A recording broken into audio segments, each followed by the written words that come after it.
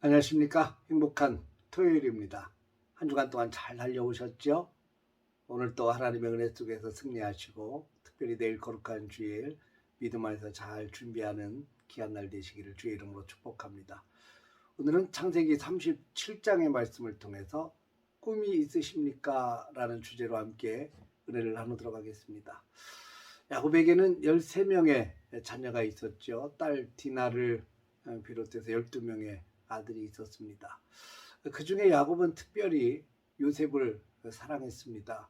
아마 노년에 낳은 아들이기도 하고 가장 사랑했던 라헬의 아들이기도 했기 때문에 특별히 많이 아꼈고 그 아낀 것을 이게 다른 사람들에게 보여주었죠. 채색 옷을 입히고 그렇게 더욱더 귀엽게 또 사랑해주면서 키웠던 것 같습니다. 근데 이런 편에는 자녀들 간에 상당한 불화를 가져오게 돼 있습니다. 이게 서로 편애하다 보면 자녀들 간에 시기심도 생기고 질투심도 있고 미워하는 감정이 생기게 돼 있죠. 그러니까 요셉의 10명의 형들이 얼마나 요셉이 불편했겠어요. 아버지의 극진한 사랑을 받았던 요셉. 그런데 하는 행동도 미움을 받기에 충분할 것 같습니다. 이게 형들과 함께 어울리다가 형들의 잘못한 부분들, 부적절한 부분들이 보이면 얼른 아버지 야곱에게 가서 일러 바치는 겁니다. 그러다가 이제 아버지한테 된통 혼났겠죠.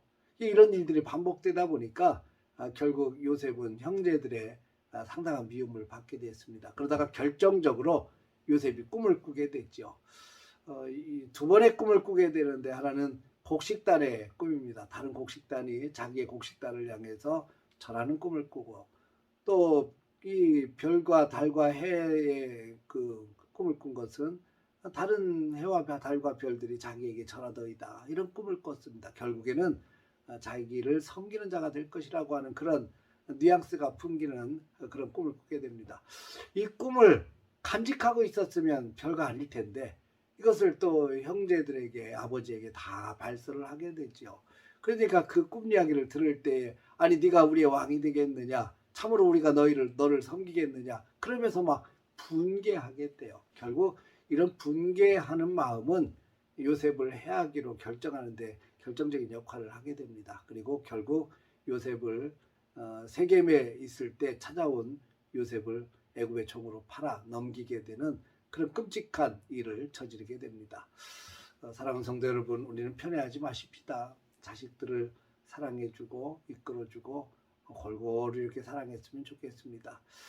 근데 이제 오늘 성경 속에 나와 있는 이 야곱의 편애, 또 형제들의 미움, 그리고 애굽의 종으로 팔려가는 이런 모든 일련의 과정들은 큰 틀에서 보면 하나님의 선하신 인도하심이었다는 거죠. 하나님께서 그 꿈을 통해서 이스라엘 백성들을 살리고 애굽의 총리로 세우시려고 하는 놀라운 계획을 하나님께서 갖고 계셨음을 보게 됩니다. 그리고 그 꿈을 요셉에게 꾸게 하셨고 그리고 그 꿈을 이루어 가셨던 것을 보게 됩니다. 여러분, 성경 속에 나와 있는 사람들은 전부 꿈의 사람들입니다. 아브라함이요, 하나님께서 처음 부르셨을 때 그 마음속에 두 가지 꿈을 주셨어요. 하나는 자식에 대한 꿈이고 하나는 땅에 대한 꿈입니다. 아무도 자식이 없을 때, 나이 75세가 되었는데도 자식이 한 명도 없을 때 하나님은 그에게 꿈을 주시는데 이런 꿈을 주셨죠. 하늘의 별을 보라, 하늘의 별처럼. 땅의 모래를 보라, 땅의 모래알처럼. 그렇게 너의 자손을 주겠다. 이거 엄청난 이야기 아닙니까? 땅 한 평 없을 때 동서남북을 바라보라. 내 눈에 보이는 땅을 다 너에게 주겠다. 이렇게 약속하시죠. 그런데 그 아브라함의 생전에 그 약속은 두 가지 측면에서 이렇게 이루어진다. 아주 보잘것없이 이루어져요. 하나는 이삭이라고 하는 아들 하나 딸랑 얻었고 또 하나는 막벨라 굴이라고 하는 조그만 밭을 얻었죠. 굉장히 초라하게 시작한 하나님의 꿈이 나중에는 엄청난 꿈으로 발전하게 됩니다. 결국 이스라엘은 가나안 땅을 정복했고 그 땅을 분배해서 각 지파에게 나눠주는 엄청난 축복이 임하게 되고 또 하나는 하늘의 별처럼 땅의 모래처럼 주시겠다고 한 이 놀라운 약속대로 큰 민족을 이루는 것을 보게 됩니다. 여러분, 하나님이 꿈을 주셨을 때 그 꿈은 반드시 하나님께서 이루신다는 것을 여러분 기억하시길 바랍니다. 야곱의 아버지도 꿈을 꾸는 사람이었고 야곱도 꿈을 꾸는 사람이었어요.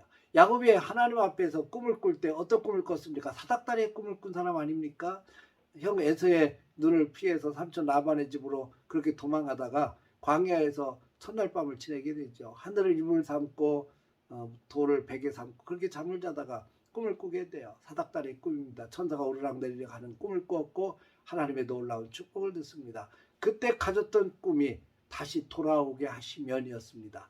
하나님께서 반드시 나와 함께 하실 것이고 하나님께서 나로 하여금 반드시 돌아오게 하실 것이라고 하는 놀라운 꿈을 꾸게 됩니다. 그리고 그 꿈이 20년 만에 이루어지게 되는 걸 보게 됩니다.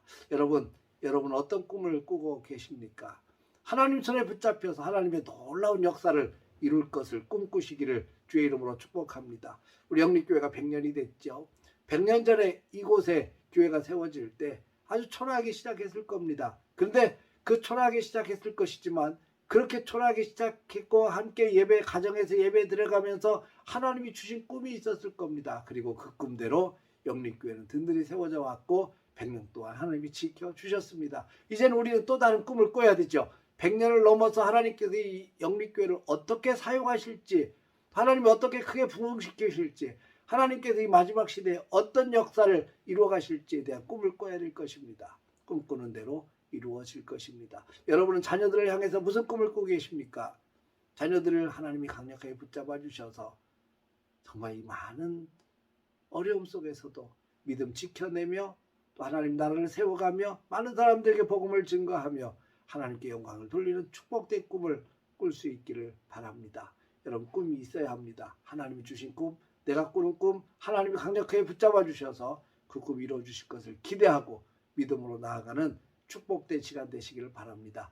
오늘도 하나님의 은혜 속에서 승리하시고 그 꿈을 간직하고 그 꿈을 붙들고 믿음으로 한 걸음 옮겨놓는 축복의 시간들이 되시기를 주의 이름으로 축원합니다. 할렐루야.